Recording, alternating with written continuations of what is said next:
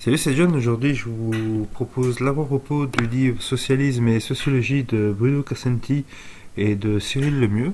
Bonne écoute. Avant-propos. Pour nombre d'observateurs, qu'ils s'en félicitent ou s'en désolent, il semblait établi jusqu'à récemment que le libéralisme, sous l'espèce particulière de ce qu'il est convenu d'appeler le néolibéralisme, avait triomphé en Europe et converti sa logique, sinon les peuples de ce continent, du moins leurs dirigeants. Les bureaucraties d'État s'étant imposé des règles drastiques de productivité afin de satisfaire leurs créanciers et la vie des nations, comme les rapports qu'elles entretiennent entre elles, ayant été redéfinis en termes de compétition économique. Le libéralisme apparaissait comme l'horizon impressible de notre pensée et de nos actions. Ces promesses comme ces rigueurs étaient réputées devoir s'imposer à chacun jusque dans les détails ses activités. Mais voici que le nationalisme xénophobe fait sur le vieux continent un retour tonitruant. Il couvait depuis de nombreuses années, depuis au moins les débuts des années 1990, donnant d'élection en élection des signes de plus en plus insistants de sa présence et de sa progression dans les esprits. Ces signes étaient toutefois périodiquement relativisés par une bonne part des élites politiques et journalistiques. Par quoi ces signes faisaient d'ailleurs que témoigner à leur niveau d'une confiance indéfectible et largement partagée dans la capacité du libéralisme à relancer la croissance économique et à apaiser ainsi un jour prochain les mécontentements, ou bien, lorsque la relativisation cédant le pas et que l'on se rendait à l'évidence de l'écueil que ces réactions représentaient, le principe réponse qui leur était donné consistait à associer au libéralisme économique que l'on entendait toujours poursuivre plus avant une dose croissante d'autoritarisme étatique concernant certaines matières jugées problématiques, comme la sécurité ou l'immigration. Sans détourner les yeux, on cherchait à calmer le jeu. Or, ces attitudes ont désormais démontré leur totale insuffisance à indiquer les progrès du nationalisme xénophobe.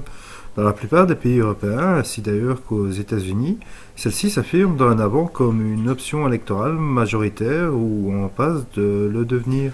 Il s'avère dès lors que l'ordre libéral n'était pas si assuré de ses bases institutionnelles que ses critiques eux-mêmes l'avaient imaginé, et qui n'était pas aussi profondément ancré dans les pratiques sociales que ces turiféraires voulaient en donner l'impression. L'inimaginable, en somme, est en train de se produire sous nos yeux. Le délitement programmé de l'Union européenne et l'installation au pouvoir dans les pays d'Europe d'idéologies réactionnaires et nationalistes dont l'histoire du continent depuis 1945 semblait avoir définitivement exclu le retour. Face à une situation aussi inédite que lourde de conséquences pour chacun d'entre nous, de nos options, souvent, l'une d'entre elles consiste à se mentir, elle revient, en l'occurrence, à continuer avec obstination à faire comme si le libéralisme avait par lui-même les moyens de remédier au mal nationaliste, et elle implique par conséquent d'éviter absolument d'envisager ce libéralisme soit lui-même à l'origine du mal qu'il convient de combattre. Se mentir passe alors par le credo selon lequel il faudra que les dépenses publiques soient plus restreintes encore qu'elles ne le sont actuellement et que les comportements sociaux s'axent plus encore sur la compétition économique pour qu'une chance soit donnée de retrouver une économie compétitive et renouant ainsi avec la prospérité de conjurer enfin le spectre du nationalisme xénophobe. Une autre option consiste à faire preuve de résignation. Elle conduit à renoncer au combat politique contre le nationalisme xénophobe et à se replier sur son activité professionnelle ou sa sphère intime, son bonheur privé, comme l'appelle Albert Eichmann, voire si l'on finit par y être dérangé, à immigrer dans d'autres régions du monde, jugées plus respectueuses de la dignité humaine et des libertés publiques. On pourrait tenter de juger cette proposition nettement plus licite que la précédente si elle ne dénotait une certaine naïveté quant à la capacité de s'isoler du destin collectif auquel, que nous le voulions ou non, chacun d'entre nous se trouve lié. Il existe au moins une troisième option qui consiste à essayer de reprendre prise intellectuellement sur la situation et à porter sur elle Un diagnostic fondé le plus objectivement possible afin d'être en mesure d'éclairer ce que doit être notre action politique et dans quelle direction il lui faut se déployer. C'est cette voie que nous avons voulu ouvrir et commencer d'emprunter dans ce livre.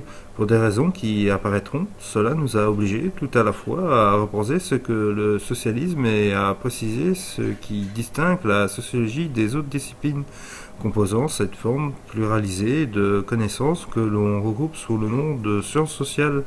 En définitive, un résultat important auquel nous sommes parvenus est d'avoir compris que le changement auquel aspirent aujourd'hui les peuples européens n'est pas seulement politique, il a trait tout aussi essentiellement à l'affirmation désentravée d'une certaine volonté de savoir.